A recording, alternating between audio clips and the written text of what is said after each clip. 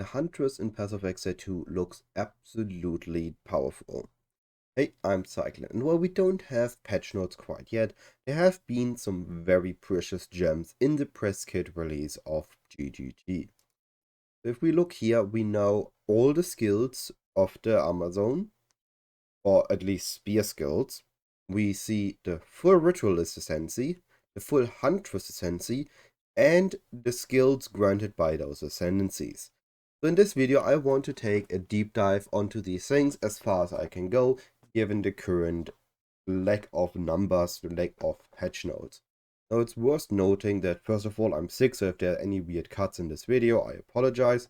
And second of all, this is subject to change.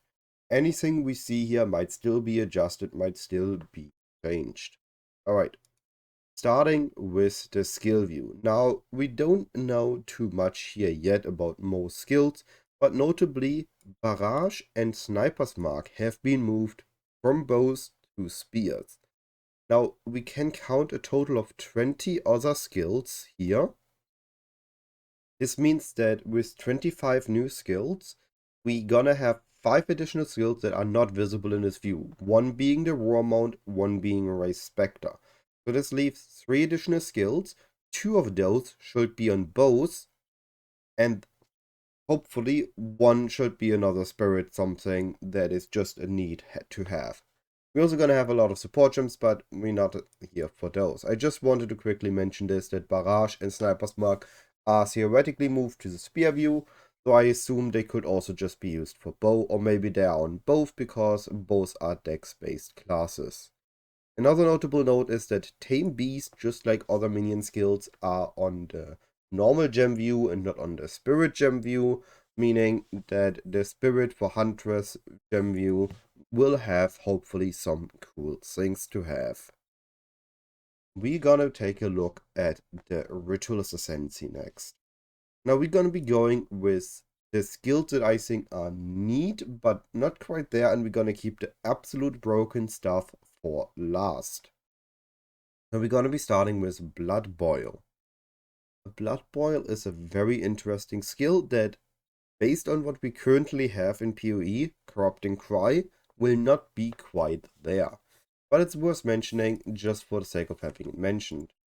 So if we took a look over here, Ritualist Corrupted Life Force, Blood Boil.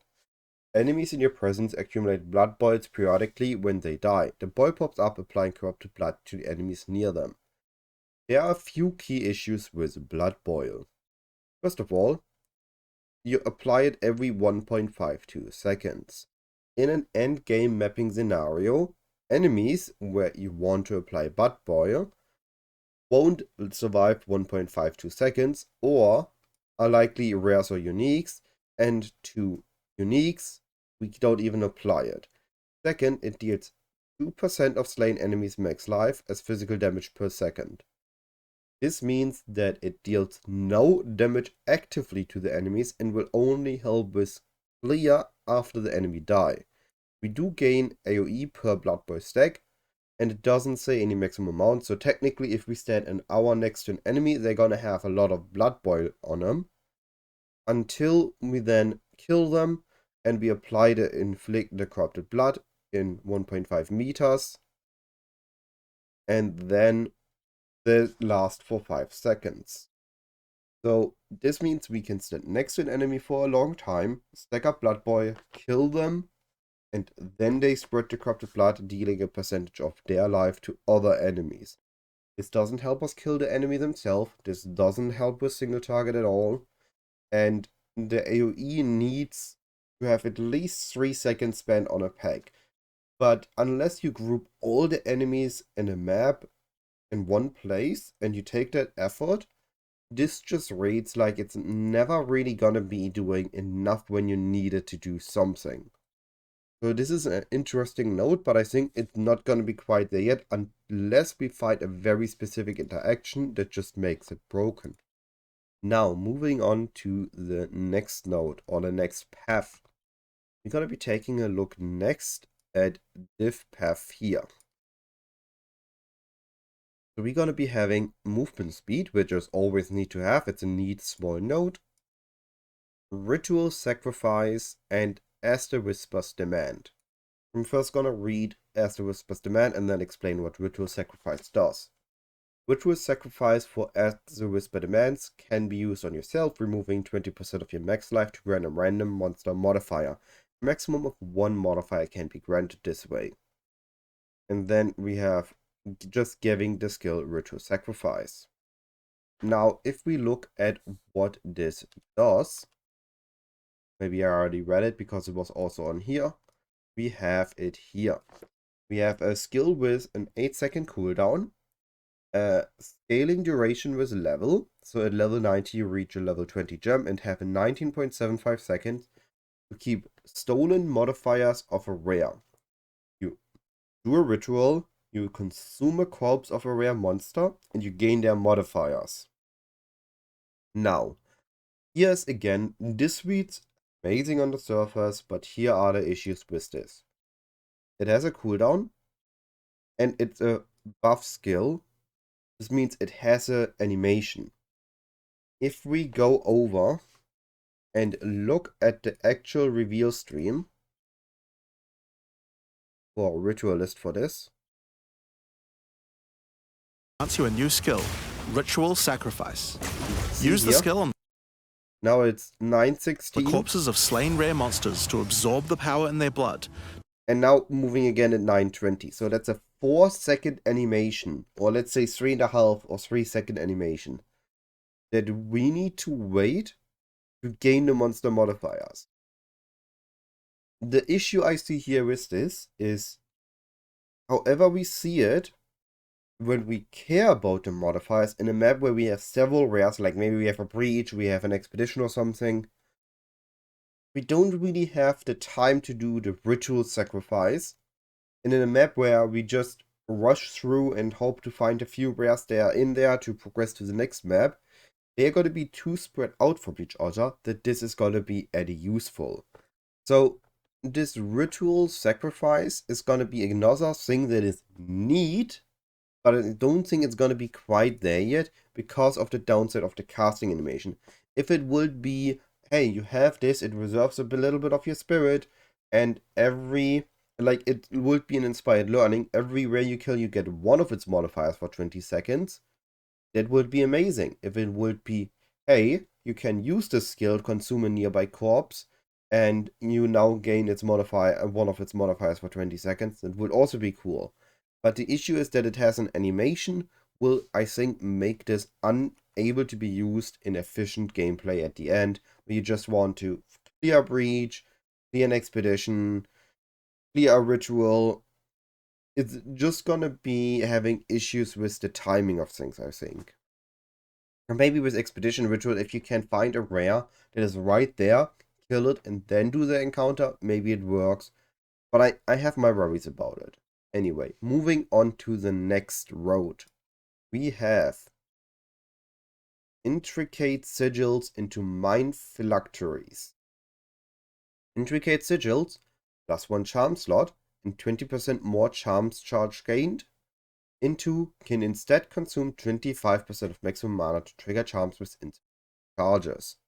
And a small note gives increased charm charge gained. Important, this is an increase, and here's a more. Meaning we should be gaining a good amount of charges if we pick up at least Intricate Sigils.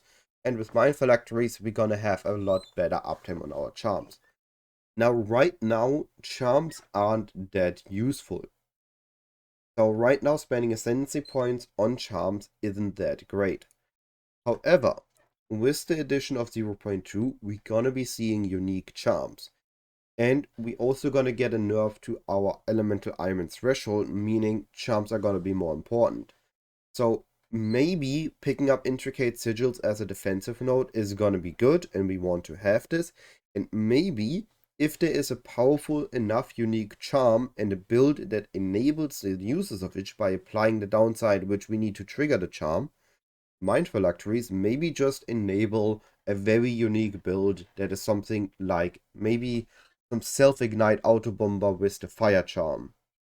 Like we see here, ignite enemies in your presence and start dealing fire damage equal to 20% of your maximum life when used. So We need to become ignited. We then get immune to ignite, so it removes the ignite of us. And we ignite enemies in our presence. We then reignite us. Well, we need to wait 3 seconds. We reignite us. And we again explode, deal enemies. So this could maybe be a unique way of just causing explosions. And maybe if the other charms are similar to that, we could just make a build where we apply items to ourselves, get immune to them, cause an explosion around us, causing an interesting auto bomber playstyle. But we have to see at what we have and how viable it is. But anyway, one more note before we get to the really interesting stuff. The last note we're going to be mentioned before the interesting stuff is Wildwood Persistence. Now this gives us increased life recovery rate per missing life.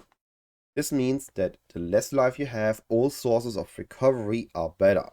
As far as I'm aware of, the sources of recovery are life flasks are better, Leech is going to be better, life regeneration is going to be better, or we have the eternal use life recharges instead of your energy shield, which the recharge should be a form of recovery, so this should apply there as well.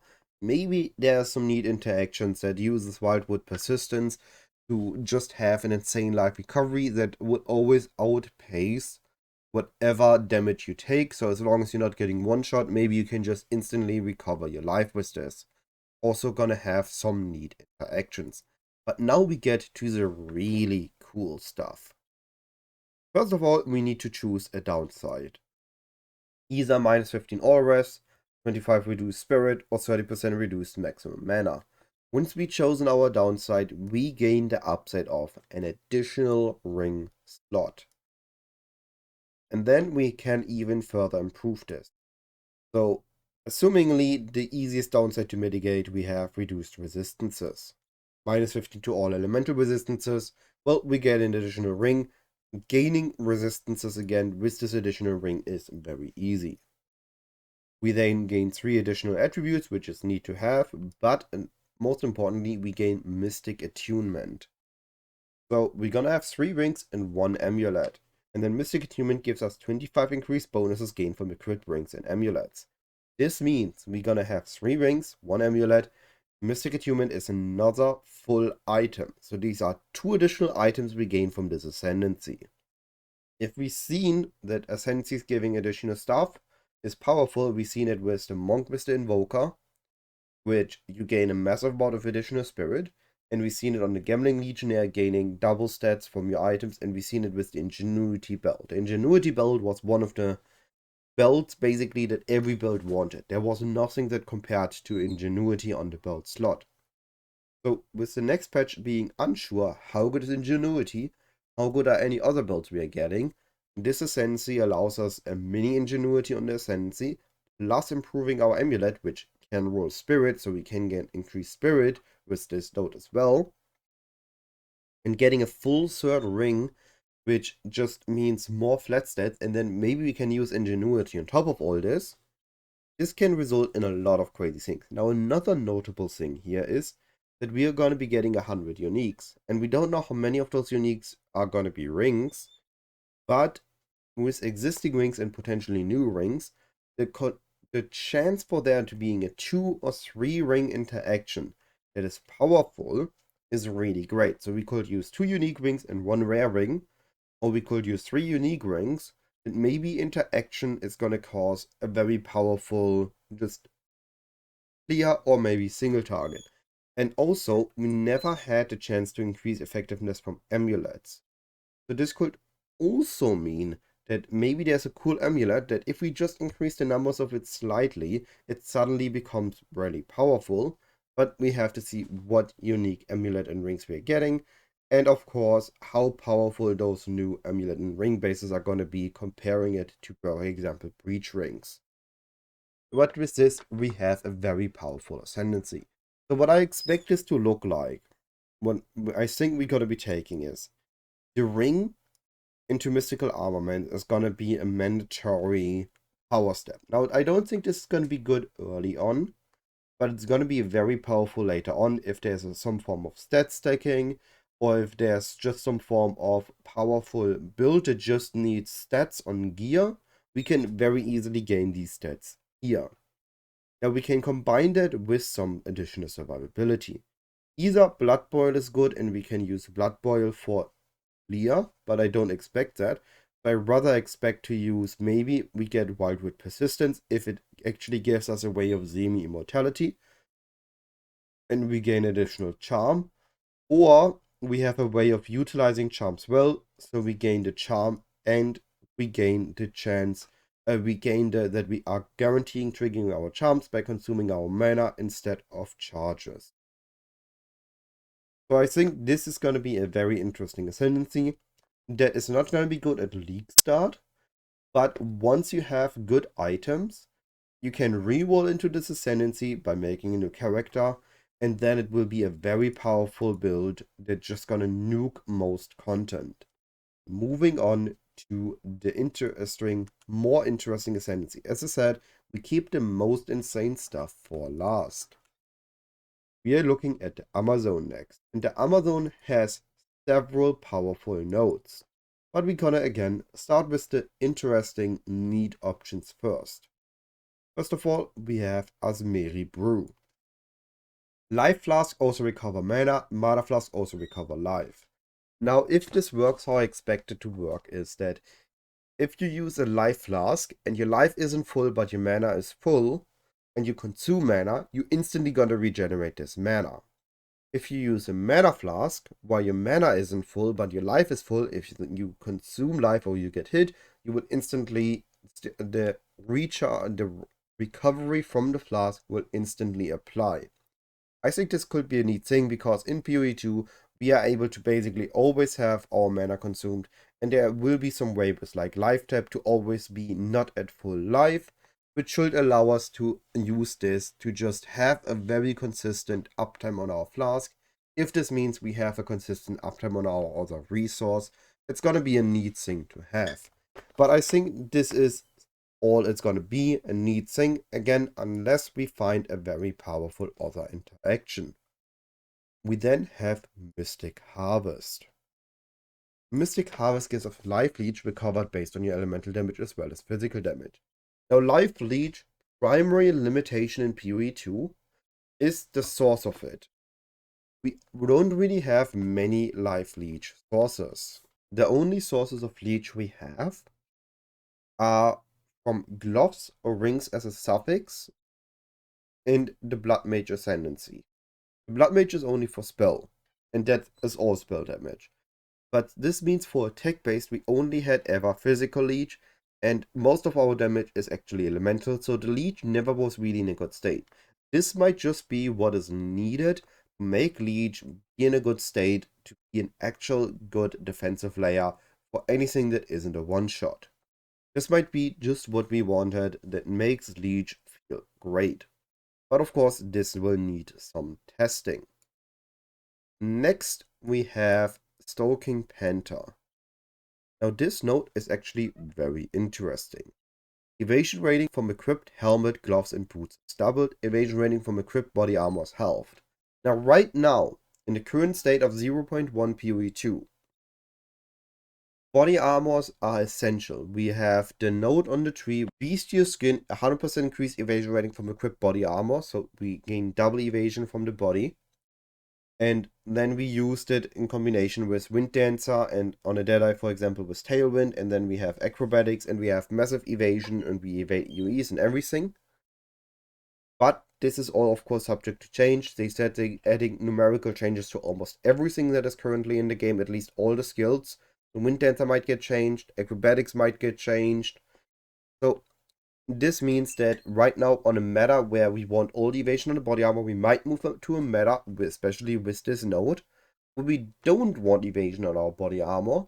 Instead, we want proper boots, gloves, and helmets, or at least gloves and boots and helmets, if Hand of Wisdom and Action is still powerful. And then we take a unique body armor, like Moria Invictus, or the new coming Calamity, and utilize the powerful unique items and just mitigate the downside of the bad base defenses that they usually have. Or we could go for a hybrid build, and we could use an energy shield body armor because energy shield isn't halved, it's just evasion rating is halved. Or we could use an, if armor gets better, an armor body armor. So this allows us to either go for a double defense, we gain a lot of evasion from our helmet, boots, and gloves, and then we could go energy shield or armor on our body, or we could go and just forgo evasion on our body armor and just go for a powerful unique. So I really like this node. I think this has huge defensive potential. Now we have 3 paths of 2 nodes each, and we're gonna go top to bottom, with the bottom one being the most insane one. We're gonna be starting with elemental infusion into infused avatar. Now this will rise and fall based on us having access to charges and consuming charges. So we get the skill infused weapon, and whenever we consume a power charge, endurance charge, or frenzy charge, we're gonna get an infusion of a different type. Now what does this infusion do? This infusion gives us a buff that our next projectile attack with that weapon consumes the infusion to infuse the first projectile fired, causing it to explode at the end of the flight. Whereas at level 20, so a level 90 character has a 2.6 explosion radius with a 612 damage effectiveness. If we can consistently generate and consume charges, this results in a very, very powerful, not just clear, but single target.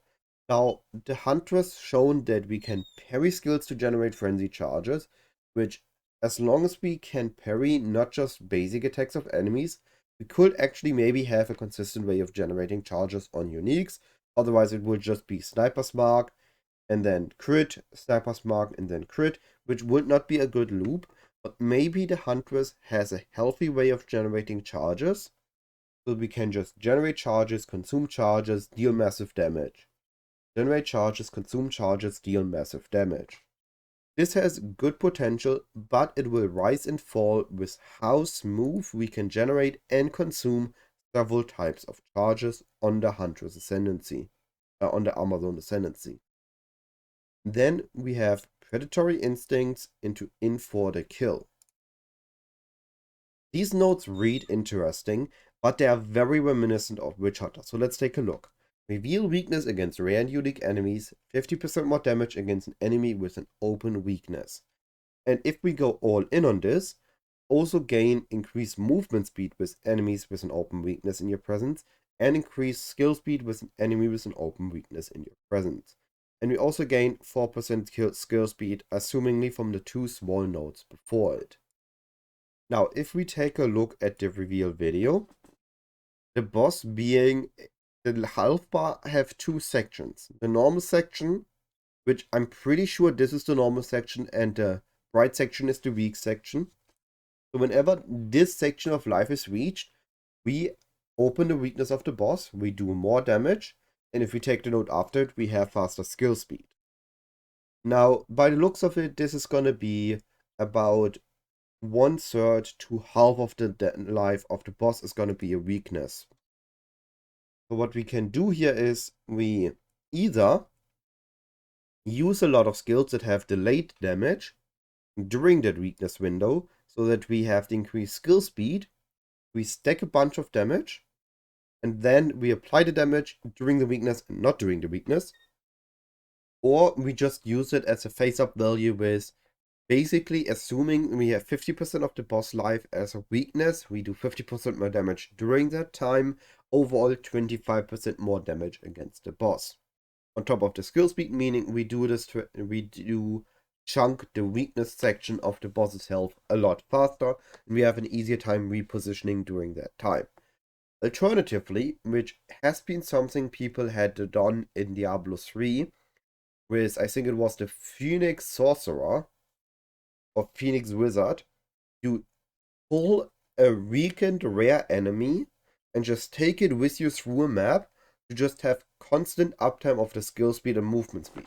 Now I think this would be very tedious, but depending on how good it is and how easy it is to keep this up, this might just be a very interesting way to just have a good time. Also, another neat thing could be in a breach or an expedition where you have a lot of rare enemies, this could just have an overall good uptime. We will have to see. But I'm very interested. I think this is going to be a very powerful early node that just allows us to have good damage against bosses, which in PoE 2 is very important, and gives us time to get to the late game where we get the other nodes, which I'm going to cover now, which I think are the absolutely most broken nodes we've seen on an attack ascendancy yet. We have Critical Strike and Penetrate. Now what they shown in the reveal stream is Critical Strikes. Chance to hit with an attack can exceed 100%. Additional excess accuracy is converted. Critical hit chance at 25% effectiveness. So I reworded it a bit badly, but basically what it does is if you have excess accuracy, you gain it as additional crit hit chance. Now the way this sounds, because it says additional critical hit chance, this could be flat percentage. So if this is flat crit, and we scale a little bit of percentage crit, or if this is just a good amount of percentage crit and we use a good weapon with a good amount of flat crit, this could mean that we have an easy access to crit damage. Now, right now, investing into a crit is quite a big investment. We need a lot of nodes, we need to use jewels with it. So maybe this is what we need to have an easy time going for a crit build and allowing us to invest more into critical strike multiplier, more than focusing just on hitting that critical strike chance. And now if we look for penetrate, attacks using your weapons have added physical damage equal to 25 of the accuracy rating on the weapon. So we now can scale accuracy rating to gain added physical damage. Now, this node is gonna have both an issue and a huge benefit. The issue is that it gives the added physical damage to the attacks, meaning that this added physical damage is not going to be scaled by percent physical damage on our weapon, which is going to be local to the weapon. So we have to do a trade-off here. But the huge upside of this is that we can get quite a good amount of added fizz with this. So if we go here to, let's say, quarterstaffs, because this is very close to what spears are going to be, and we look what we can get as flat physical, we can get maybe something like 94. Then we look at percent physical, we could theoretically gain 179. So let's generate really quickly a most powerful quarterstaff we can create.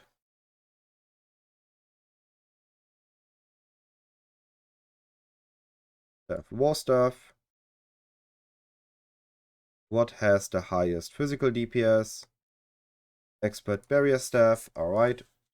So we're gonna be creating this with physical, physical, physical, just for the sake of it. So here we're gonna have a very powerful 760 physical DPS.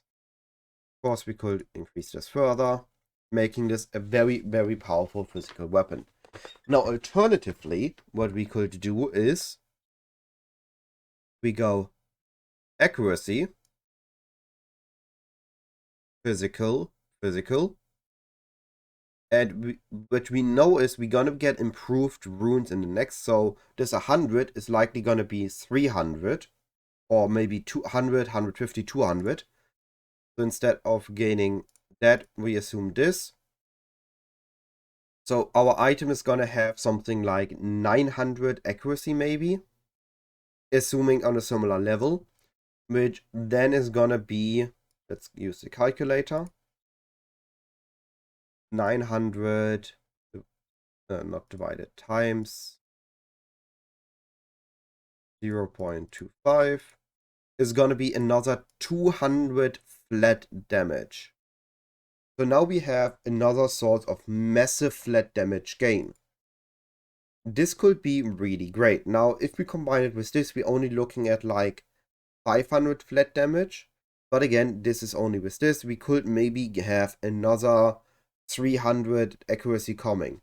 And we also don't know if the quarterstaff numbers are going to be similar to the spear numbers. Maybe spears can go for even more accuracy rating. Or maybe there's going to be a thing that scales the accuracy percentage-wise.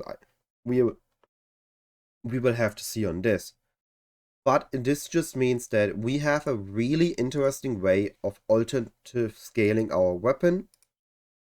Alternative gaining a lot of added damage, which so far had been an issue. Just getting flat damage had been an issue in the 0-point punt patch, which was the main reason, or one of the two main reasons, why every attack build was using Hand of Wisdom in action. The other one was that it was the best gloves. It was just straight up the best item in the glove spot, so we wanted to use those anyway, but it solved one of the key issues, which was flat damage. This might solve it too, meaning in a scenario we could early on use something like Predatory Instinct in for the kill, combining it with either Stalking Panther or utilizing, let's assume, Mystical Harvest or Azmeri Brew for survivability.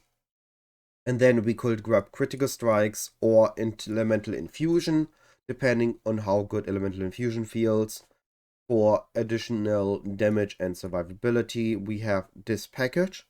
And later on, we can adjust this to going for Penetrate once we have a high accuracy weapon. And then we can either combine it with Predatory Instinct if it has a good uptime on bosses and if we are doing bossing, or Elemental Infusion if we have a good uptime on charge consumption, or we just use a defensive package of like Stalking Panther plus either of these two. The Huntress feels like, comparing it to the Ritualist, the Huntress has a lot of nodes that we want early and late. The Ritualist has its one path that feels really good on later on. So we have the ring slot and the increased bonuses, which is really great once we have a good item, which is the same with like Penetrate. Once we have a crazy amount of accuracy, we're gonna have a good amount of damage and it's gonna be great, but this is only gonna be good once we have that. But we also have early nodes like Predatory Instinct, In for the Kill, Stalking Panther, Mystic Harvest, Azmeri Brew, Elemental Infusion. All those nodes don't rely on us having good items, with the exception, I guess, with Stalking Panther, which will always double the evasion of the gloves, boots, and helmets, so the better those are, the better this node is gonna be. But this Ascendancy just overall has a very powerful nodes. But I would keep it at this. We can really dive much deeper without seeing the skills of the Huntress. Will we play the Huntress with bows? Will we play the Huntress with spears? Maybe we will play it with quarterstaffs. How are the new skills gonna look? How are the old skills gonna be rebalanced? And how easy is it to gain a crazy amount of accuracy? Is it gonna be a stat stacker? Is this just gonna be an accuracy stacker? Or is this gonna be a normal build, just grabbing a bunch of accuracy on the weapon? It's gonna be very interesting to peruse this, and I can't wait for the launch to happen, and we see the actual number of gems and skills, and we're gonna have a great time. All this being said, if this video was entertaining or informational, I would highly appreciate a comment and a like to the video. It helps my channel grow, it helps this video reach more people that it is interesting for. All this being said, have a wonderful day, and goodbye.